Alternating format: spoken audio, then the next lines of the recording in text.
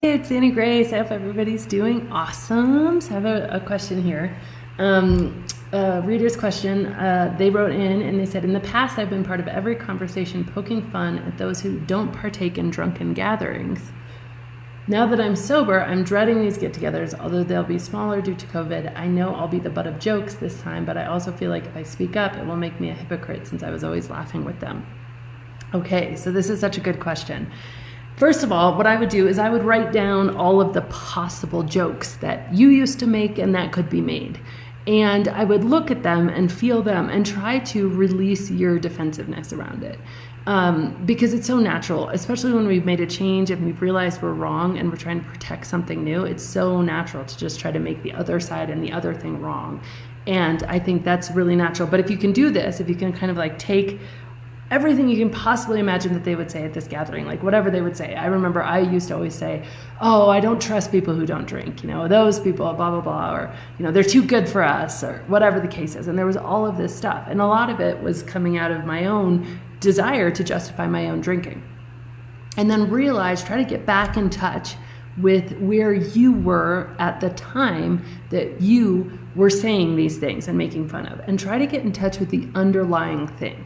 Was it that you just wanted to go with the crowd and you wanted to say what everybody else was saying and you wanted to chime in where they were chiming in? Was it something else where you actually, like me, had some level of fear around your own drinking? And so really, for me, vehemently, loudly defending my own drinking and putting down other people helped me sleep at night. It helped me feel better. It helped me overcome some of the cognitive dissonance that I was experiencing of both wanting to drink, less and more at the same time, and the internal battle that was happening inside me when I was realizing that the thing that I thought was my best friend was actually not doing me all that many favors. So try to get in touch with all of the things that you think you would say or you think somebody would say, and then try to get in touch with the underlying motivation. What this will do, this exercise before you go spend time with other people, and it's very practical, very tactical, it's going to take the emotion out of it. It's going to defuse these things for you. So when they come, they're not going to be a surprise. And when they come, you're going to be able to have a compassion-led response to A, you won't react, you'll respond because you won't be surprised, you won't be taken off guard. But B, you'll be able to be in compassion because you've already let go of your defensiveness and you said, oh, I remember feeling that way. Oh yeah, totally. I get where you're coming from. Now, you now have a perspective they don't have. So you're just farther along. So you not only have all the information they have because you were there, you were doing the same thing, but now you have all this new information. And so the quest is to take your new information and live from that place without putting down, discounting, shaming either yourself when you were there in the past or them because they're not where you are yet. And so acting, which is a ton of grace, and being in this place where it is really your goal, I would say, and it's totally up to you. You can make your own goal, but I would say in that situation, my goal would be to make myself part of it in a way that still feels genuine to me, so that when any of them have questions about their own drinking, which they inevitably will, this is how it happens in every single social situation I've ever seen, because this thing is catching fire. People wanting to change their drinking is catching fire. It is exploding. It is moving through communities. It's moving through friend groups.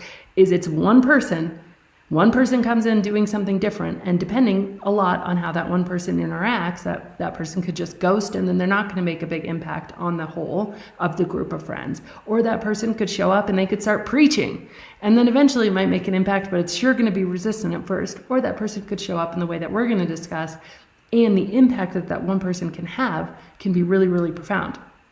I believe in order to have an impact, you need to never give advice that you're not asked for, and you need to show up in a way that creates enough trust and rapport and compassion that when they're curious, they're going to go to you because they know you're not going to be judgy judgerton. They know you're going to be there from a good place. So if your outcome is to be part of it all, have fun, and by the way, present yourself in a way that they will come to you when they're curious about it, I'd say the best solution, and it's totally up to you, but would be one of total self-deprecation. So complete, make fun of yourself first.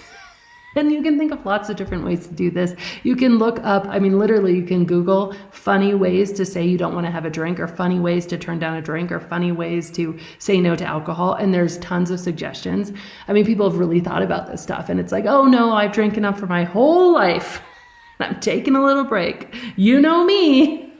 Alcohol was not my friend. I think Robert Downey Jr. said, oh no, I'm allergic to alcohol. I end up in handcuffs. And there's just these ways that, like, let's make fun of me first and do it in a way that diffuses all the other things. So they're not going to make fun of you because you're hoity-toity or because you're looking down at them, and you're not even going to give them that chance. You're going to make fun of yourself first and be like, oh no, alcohol and I, we had our fun. It was rough and tumble. And we had a breakup because, man, it was not going anywhere good. But more power to you guys. Bottoms up. I got my sparkling water, whatever. But if your outcome is to just be part of it and be present, and I believe that being present, creating rapport, creating a non-judgmental, non-anxious presence in your group of friends is the most radical thing you can do. It is a thing that can catapult change. Because guess what? They now have someone who they look at and they go, working for her, working for him. That's interesting. They seem to have fun. Wait, what? This is totally creating a whole new perspective shift for them of, oh my gosh, like somebody's having fun. Somebody's joking about it. Somebody's chill about it. Somebody's not preaching at me. Somebody's not judging me. Like, you've flipped their perspective on its head. And by the way, by showing up and making fun first, having no resistance. So I think of this a little bit like I think of water on rock, right?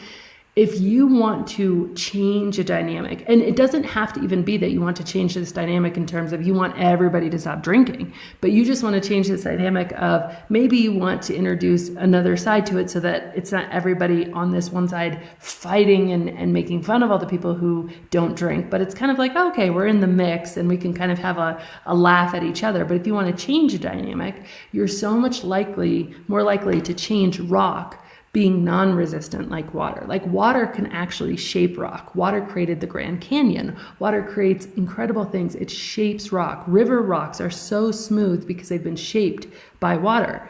But if you come in with force, hey, you guys, I have this announcement. I'm not drinking anymore. And look, you can't make fun of me. Or whatever, or you just leave, or you say, oh yeah, well, like, this is what I did. This is how I know all this. Is because I went into my group of friends like, oh my gosh, you guys, no, nobody should be drinking anymore. Alcohol causes cancer. It's killing more people than all prescription illegal drugs combined. Did you know this? Did you know that? Blah, blah, blah, blah. And I went all in on it. And of course, they just started making fun of me behind my back. What else are they going to do? And so I wasn't present to make any change or to have any say because I gave a lot of unsolicited advice. So again, don't give advice that you're not asked for. But if you come in gently, non-resistant, self-deprecating, almost making fun of yourself first, going, and by the way, having done your homework ahead of time to take all the emotion out of it by writing down everything you think they're going to say, writing down all the ways you think you can respond, writing down all your emotions you had when you were saying and engaging in these same sort of jokes, then you can come in and you can just be really chill and really peaceful and have a lot of fun and approach it in this way that isn't anxious. People who aren't anxious are like magnetic. People who can come into situations and just be like, whatever, it's all good. It's like magnetic because people are so desperate for that level of peace. And they see it in you, and then they combine it with, oh my gosh, and they're not drinking. Wow, that's where change happens. That's where, give it a year, give it 2 years, maybe give it 6 months, and maybe even less time because things are changing faster and faster in this conversation. But I'll tell you that once I did that in my group of friends, it's totally a different landscape, completely different. And some people were intense and aggressive about it, but the more non-resistant you can be, the more non-confrontational, the more you can value the relationship over being right about this. And I think that comes with a lot of self-deprecation. I think the better off you are. So let us know how it goes. I think it's really awesome. And if you're in a place for anybody where you're really curious about not drinking, I just highly encourage you to join us for free, always free, at alcoholexperiment.com. It's the Alcohol Experiment. And it just gives you a taste, a little bit of life without alcohol, because there is some really great things on the other side.